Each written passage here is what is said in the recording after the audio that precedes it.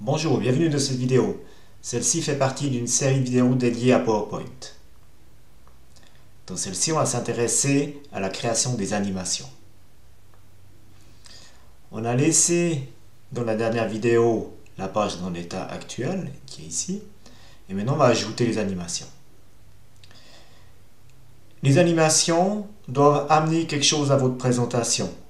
Ça ne doit pas être ici un show qui va perturber la personne qui va regarder votre présentation. Donc les animations doivent amener quelque chose à la cohérence de votre présentation. Donc il faut choisir de manière judicieuse les animations et pas en abuser. Alors on va trouver les animations dans le menu animation qui est ici. Actuellement, si je démarre ma page, ici, donc je démarre mon diaporama à cette page, ici, il n'y a aucune animation, donc tout apparaît du premier coup. Maintenant, je vais faire apparaître les choses les unes après les autres. Donc, je vais sélectionner les objets que je veux animer, et puis je vais choisir l'animation.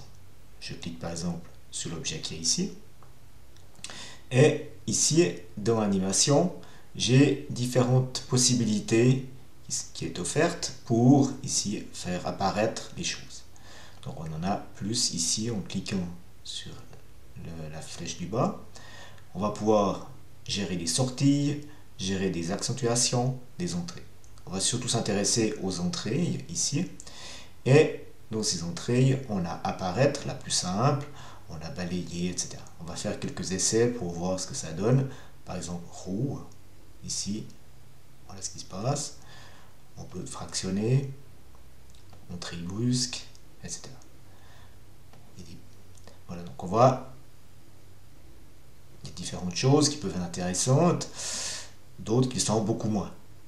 Cela va peut-être faire perdre du temps dans votre présentation. Si vous mettez ici les animations, il faut rester cohérent. Il ne faut pas utiliser une animation pour chaque apparition. Sinon, ça va devenir pénible pour celui qui regarde votre présentation. La plus simple, c'est apparaître, qui est ici. Donc, si on met apparaître, ici, ça apparaît simplement et c'est tout. Donc ici, je vais pouvoir sélectionner les objets les uns après les autres et puis mettre les animations. Je prends celui-là, j'y mets une animation, etc. Ces animations ici vont pouvoir être gérées dans le volet animation que vous trouvez ici. Donc ici, j'ai deux objets, l'objet 2 et l'objet 1 ici, qui sont sélectionnés ici. Donc d'abord va apparaître le 1 et ensuite le 2. Donc si je fais un test de l'état actuel, ici, les objets que je n'ai encore pas sélectionnés apparaissent directement. Je clique ici, le numéro 1 apparaît. Je clique, le numéro 2 apparaît. Donc maintenant, on va essayer de regarder comment gérer le tout. Alors, on va essayer d'utiliser ici que l'option apparaître, qui est le plus simple. Alors, mon idée, c'est de faire apparaître d'abord cette zone ici, ensuite la flèche verte et la formule qui est ici, ensuite la flèche verte et l'image qui est là, ensuite cet objet là, et finalement la flèche verte et ici la zone jaune. Donc je vois ici dans mon raisonnement qu'il y a des objets que j'aimerais faire apparaître ensemble, la flèche verte et la zone qui est ici. Donc ce que je peux faire, c'est à la place de gérer ici différentes apparitions, je peux déjà regrouper ici ces deux-là. Donc je les sélectionne les deux, je fais une mise en forme et je groupe. Ensuite, je prends ces deux-là, je fais la même chose, je les groupe. Et finalement, ces deux-là, et je les groupe. Comme ça, j'aurai moins d'objets ici à gérer au niveau animation. Attention, si vous avez mis une animation sur un objet et qu'ensuite vous le groupez, l'animation va disparaître. Il faudra la remettre. Maintenant, je peux sélectionner un objet après l'autre et le faire apparaître en cliquant ici sur l'animation désirée. Si je veux tous les faire apparaître et tous de la même façon, je peux sélectionner toute la zone, ici, et cliquer sur apparaître. Si je fais ceci, en fait, ce qui va se passer dans le volet animation, on va voir ici qu'il y a un clic sur un des groupes et tous les autres seront collés avec. Donc ce que je peux faire, c'est que je peux cliquer avec le bouton droite et faire démarrer en cliquant. Voilà.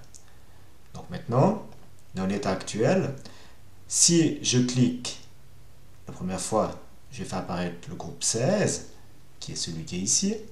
Ensuite, le groupe 2, qui est celui qui est là, etc. Donc, si je regarde ici ce que ça donne, voilà, je clique ici, je clique, j'obtiens celui-là, et voilà. Donc, ce n'est pas tout à fait l'ordre que je désirais. Donc, maintenant, ce que je peux faire, c'est venir ici dans le volet animation et déplacer mes apparitions. Moi, je veux que d'abord, ce soit cette forme-là qui apparaisse. Donc, c'est celle qui est au numéro 2. Je clique dessus avec le bouton de gauche de ma souris et je le monte dans le niveau. Et c'est devenu numéro 1. Ensuite, je veux celui-là. Celui-là, on voit que c'est le 3. Donc, je vais le déplacer en 2. Ensuite, c'est celui-ci, qui est le 4. Donc, je vais le déplacer en 3. Ensuite, ben celui-là, il est déjà en 4. Et celui-là en 5. Voilà.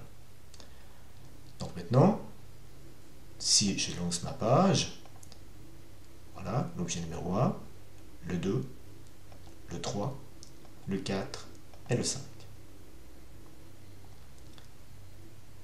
Voilà. Maintenant, autre possibilité, si je désire, par exemple, grouper le 2 et le 3, j'aimerais qu'ils apparaissent en même temps. Je peux ici cliquer sur le numéro 3, faire clic droite sur la souris et faire démarrer avec le précédent. Et dans ce cas-là, on voit que celui-ci a pris le chiffre numéro 2. Et si je lance ici la page, premier clic, ceci apparaît. Deuxième clic, les deux apparaissent. Et ici, clic, clic. Voilà, donc ça c'est une possibilité. Si maintenant je décide que le numéro 1 ici doit apparaître tout de suite, je peux venir ici et faire démarrer avec le précédent. Vu qu'il n'y a pas de précédent, il va démarrer tout de suite. Voilà, il apparaît directement. Ensuite, le bloc que j'ai groupé, celui-ci. Si je vois que c'était une erreur, je peux revenir sur le groupe qui est devenu le groupe 0, vu que ici on le fait démarrer directement, et je peux faire démarrer en cliquant, et il apparaîtra ici. Je peux aussi faire la même chose ici, celui que j'avais groupé, donc ici, cette image-là et cette zone-là, je les ai groupées ici dans les animations. Je peux aussi venir faire démarrer en cliquant, et puis maintenant, j'ai ma séquence ici, la première image, le groupe ici, numéro 2, le 3 ici, 4 et 5.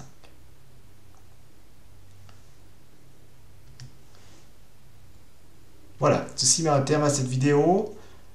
On est resté très simple, mais faites attention de ne pas trop compliquer, de trop enrichir avec des apparitions de tout type, ici balayer, fractionner, etc.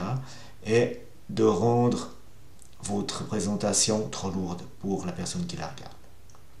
Je vous remercie pour l'attention et je vous souhaite une bonne journée. Au revoir.